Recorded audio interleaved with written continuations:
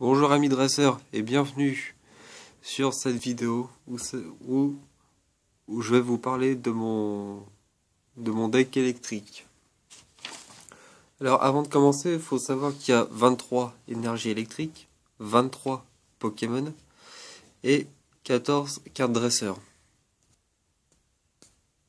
Avant tout, il faut savoir que j'ai eu l'idée de ce deck lorsque j'ai vu l'effet de Pozipi. C'est pour ça que j'en joue 4. Grâce à son attaque qui est boost de groupe, 10+. Et l'effet de l'attaque, c'est si Negapi est sur votre banc, cette attaque inflige 50 dégâts supplémentaires.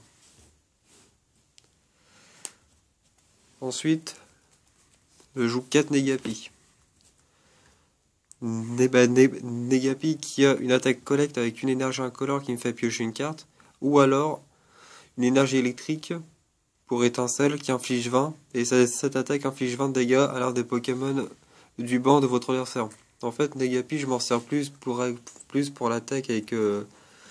plus pour l'attaque de Pozipi.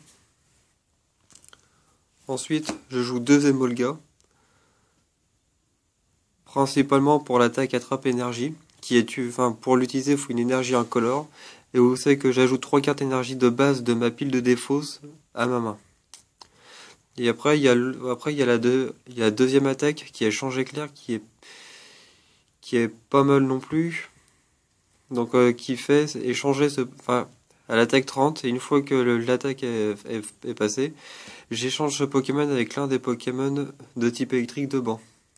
Donc on imagine que si j'ai Negapi, Pozipi sur mon banc, je fais Emolga, je fais Échange Éclair, et j'échange mon Emolga qui attaque à 30 par un Pozipi.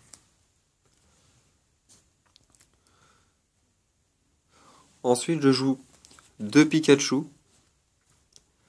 En fait, cette carte, elle m'est plus utile pour compléter le deck, parce qu'on va dire que je mets une énergie électrique, elle fait attaque cage éclair. En gros, je lance une pièce. Si c'est fait, ce Pokémon actif de mon adversaire est maintenant paralysé.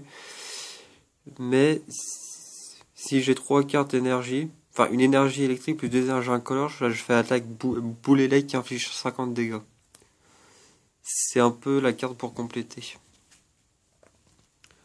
Ensuite, je joue 2 Togedemaru. Donc, Togedemaru qui a une attaque roulade pour une énergie électrique et elle inflige 20. Et sa deuxième attaque, qui est pour l'utiliser une attaque électrique, non, une énergie électrique plus une énergie incolore, attaque à 40+. Je lance une pièce, si c'est fait, cette attaque inflige 20 dégâts supplémentaires. Donc pour deux cartes énergie, elle fait minimum du 40, au maximum du 60. Ensuite, je joue 2 Voltorb avec une énergie électrique qui fait boule élect. J'inflige 10 de dégâts. Ensuite, je joue 2 électrodes pour une carte énergie électrique à inflige 60. Mais par contre, les dégâts de cette attaque ne sont pas affectés par la faiblesse, la résistance ou tout autre effet en action sur le Pokémon actif de votre adversaire. Elle est plutôt marrante cette carte-là. Ensuite, je joue Arzechrome. En fait, c'est Chrome qui a l'attaque colère pour 2 cartes énergie incolore, inflige 20+. Et cette attaque inflige 10 dégâts supplémentaires pour chaque marqueur de dégâts placé sur ce Pokémon. Et ensuite, l'attaque Lame Orageuse, 2 énergies électriques plus une énergie incolore qui attaque à 130. Mais je dois défausser 2 énergies de ce Pokémon.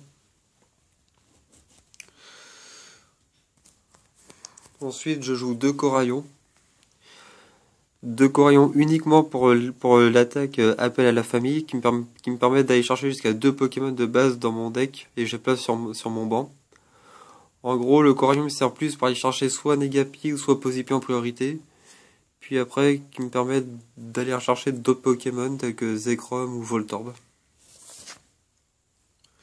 Et ensuite, je joue 2 Limonde. Donc comme pour le Pikachu, cette carte elle est plus pour compléter le deck.